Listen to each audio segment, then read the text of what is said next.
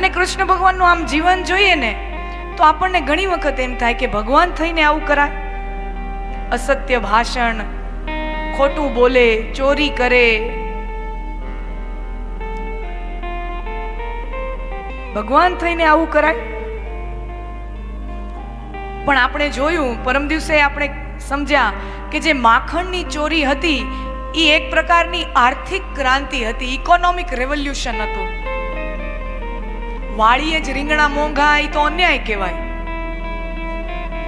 ગોકુળમાં જ માખણ બને અને ત્યાંના લોકો ભૂખ્યા થઈ જાય, ભૂખ્યા રહી જાય અને એ બધું વસ્તુઓ બહાર ચાલી જાય. વાળીએ જ રીંગણા મોંઘા.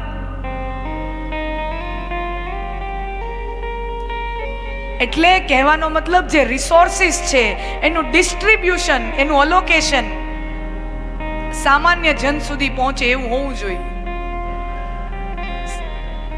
પછી સમજ્યા 16,100 સ્ત્રીઓ ભગવાન થઈને આટલા બધા લગ્ન, પણ આટલા મોટા પરિવારની જવાબદારી લીધી છે.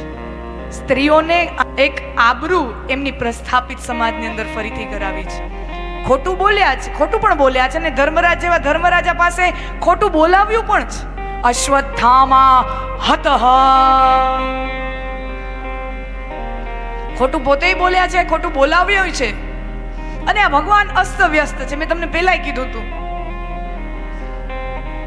જેને આપણે ભગવાન પરમ તત્વ કહી છીએ ને, એ અસ્તવ્યસ્ત છે. એની અંદર કોઈ વ્યવસ્થા જ નથી. એ વ્યવસ્થિત તત્વ છે જ નહીં. એ પ્રતિજ્ઞા કરે પણ ખરો અને પ્રતિજ્ઞા તોડે પણ ખરો. ઈ ગોપીઓના ચીર હરી પણ લે. અને જ્યારે ગુરુ સભામાં એક સ્ત્રીની લાજ લૂંટાતી હોય ત્યારે દ્વારિકાની મિલમાંથી ઈ સ્ત્રીને ચીર પુરાઈ પણ જાય. ઈ ચીર હરીએ લે અને ચીર પૂરી પણ જાણે.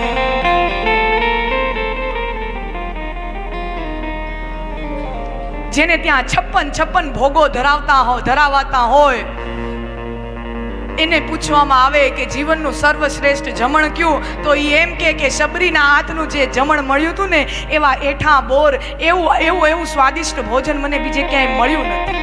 આમાં ક્યાં વ્યવસ્થા છે? આ બધું અસ્તવ્યસ્ત છે, કઈ સમજની બહાર છે. ક્યારેક ઈ વરા બને, ક્યારેક કાચબો બને, ક્યારેક માછલું બને. વ્યવસ્થા જ ક્યાં છે? ક્યારેક વિરાટ રૂપ હોય અને ક્યારેક એવા બટકા વામન થઈને આવે. ક્યારેક આપવા વાળો બને અને ક્યારેક માંગવા વાળો બને. વ્યવસ્થા ક્યાં રહી આમાં?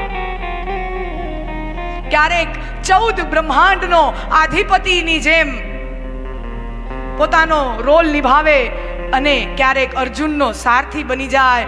અને એટલું તો ઠીક, પણ જ્યારે યુદ્ધ પૂરું થાય ને અર્જુન ગવાયો હોય ને એને પાટાપિંડી થતી હોય અને આ બાજુ ઈ 14 બ્રહ્માંડનો અધિનાયક, ઈ સેનાપતિ, આખી દુનિયાનો સેનાપતિ, આ ઈ જે ઘોડાઓને છે ને નિરણ નાખતો હોય, એને ઘાસ નાખતો હોય, ઘોડાને જો ઘાવ લાગ્યો હોય તો એની ઔષધિ ઘોડામાં પૂરતો હોય. આમાં વ્યવસ્થા ક્યાં રહી? એને સમજવા જાય તો પણ ઈ તત્વ સમજાતું નથી. એને ગોતવા જાય તો પણ ઈ મળતો નથી.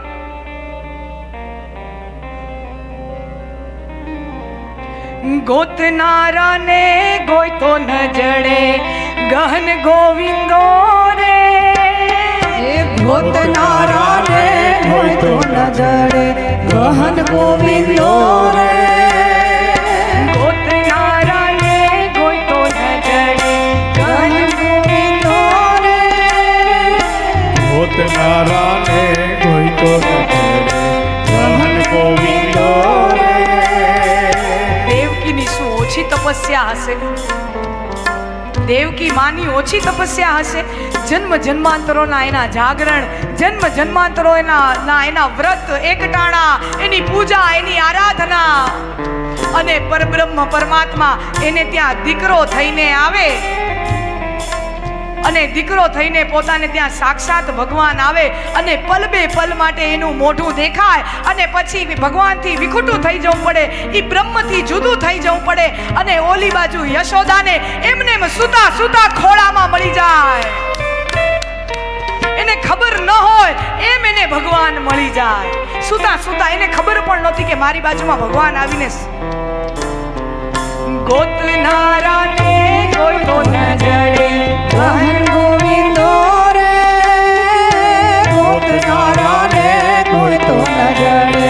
ગહન ગોવિંદો રે ગોતનારાને મળતો નથી, ઈ ખોજનારાને મળતો નથી, ખોવાઈ જનારાને મળે છે. ગોતનારાને કોઈ તો ન જડે. ગહન ગોવિંદો રે ગોતનારાને કોઈ તો ન જડે. ગહન ગોવિંદો રે હરિભક્તોને હાથ વગો છે, હરિભક્તોને હાથ વગો છે, પ્રેમ પરખંડો રે. મોજ મારે હું, મોજ મારે હું, મોજ મારે હું રે. મોજ મારે હું, મોજ મારે હું, મોજ મારે હું રે. અગમ ગોચર અલખ ધણીની, અગમ ગોચર અલખ ધણીની, મોજ મારે હું રે. મોજ મારે હું, મોજ મારે હું, મોજ મારે હું રે. મોજ મારે હું, મોજ મારે હું, મોજ મારે હું રે.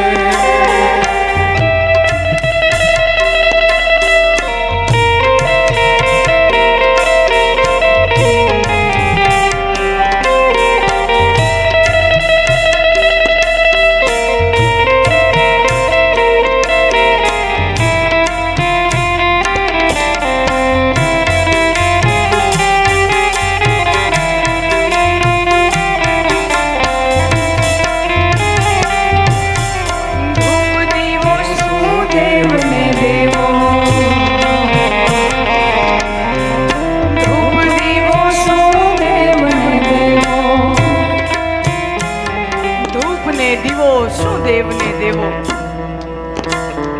ઘણી જગ્યાએ ઘણા બધા આસ્થાના કેન્દ્રોમાં, ઘરે, ઓફિસોમાં ઘણાને ત્યાં અખંડ અખંડ દીવાઓ થતા હોય.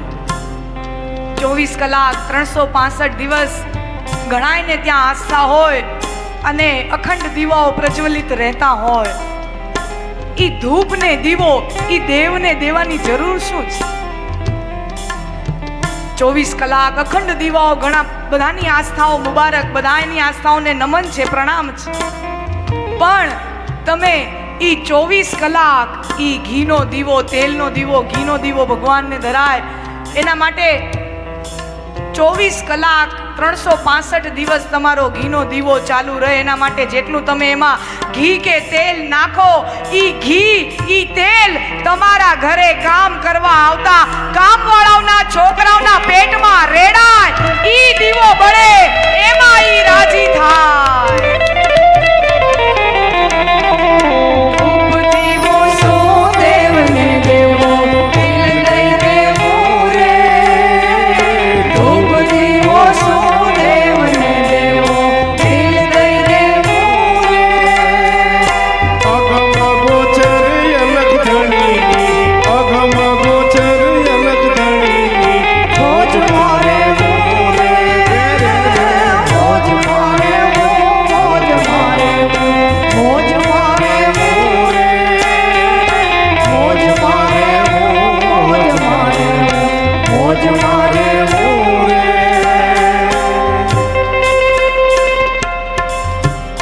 રામ કૃપાએ ને રોજ દિવાળી રંગના ટાણા રે. હે રામ કૃપાએ રોજ દિવાળી રંગના ટાણા રે. કેટલી પ્રેક્ટિકલ વાત કરી તમે જુઓ. કર્મની મીમાંસા આપણે જ વાત કરીને ભાગવતની અંદર ત્રણેય ધારા મળે. કામ કરે એને કર્મવાદીના મીમાંસાના સૂત્રો મળે, ભક્તિ માર્ગના સૂત્રો મળે અને વૈરાગી માણસને વૈરાગનું ભાથું મળે.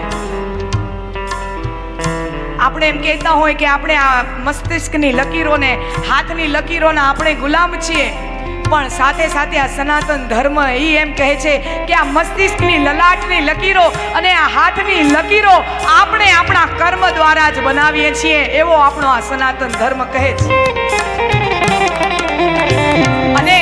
કામ કરે ને, જે નિષ્ઠાથી કામ કરતો હોય, ખંતપૂર્વક ફના થઈ ગયેલા ફકીરની જેમ, તપસ્વીની જેમ કોઈ માણસ કામ કરે ને, એની ઘરે ઘરે કોઈ દી અનાજ ખૂટે નહીં, ઈ કોઈ દી દુખી થાય નહીં. કેટલી પ્રેક્ટિકલ વાત.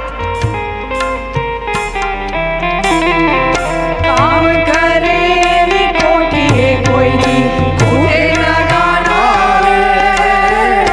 કામ કરે એની કોઠીએ કોઈ દી ખૂટે ના દાણા રે. રામ કૃપા એને રોજ દિવાળી રંગના ટાણા રે. એ રામ કૃપા એને રોજ દિવાળી રંગના ટાણા રે. બહુ સરસ વાત કહીશ, બહુ સરસ સંકેત આવી ગયો. કામ કરે એને કોઠીએ કોઈ દી ખૂટે ન દાણા રે. પણ ખાલી કામ ઠસરડો કરવાથી ન થાય, એની અંદર રામની કૃપા ભળે, તમારું કર્મનું બળ, અને એની અંદર ઉપર ઈશ્વરની કૃપા એની અંદર ભળે ને, પછી જ સિદ્ધિ પ્રાપ્ત થાય. એને જ રોજ દિવાળીના ટાણા મળે. કામ કરે એને રોજ દિવાળી રંગના ટાણા રે. રામ કૃપા એને રોજ દિવાળી રંગના ટાણા રે. કામ કરે એની કોઠીએ કોઈ દી ખૂટે ના દાણા રે. મરવું જાણે મરજી રમતા તાલે રે. હે અલખારી કે આરજુ કાહી, અલખારી કે આરજુ કાહી. આઈ ન બોલે. મોજ મારે હું, મોજ મારે હું, મોજ મારે હું રે. મોજ મારે હું, મોજ મારે હું, મોજ મારે હું રે. અગમ ગોચર અલખ ધણીની, અગમ ગોચર અલખ ધણીની. મોજ મારે એ મોજ મારે મોજ મારે મોજ મારે રે. મોજ મારે મોજ મારે મોજ મારે રે. મોજ મારે મોજ મારે મોજ મારે રે.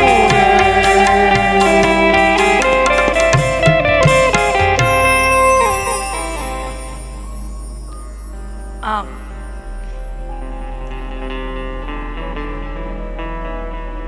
ઈ અવ્યવસ્થિત તત્વની હાજરી છે, એટલા માટે આટલા મોટા મોટા આયોજનો, આવા મોટા મોટા કાર્યક્રમો વ્યવસ્થિત રીતે સંપન્ન થઈ જતા હોય છે. નિર્વિઘ્ને સંપન્ન થઈ જાય, એના મૂળમાં તો ઈ અવ્યવસ્થિત ચેતના છે.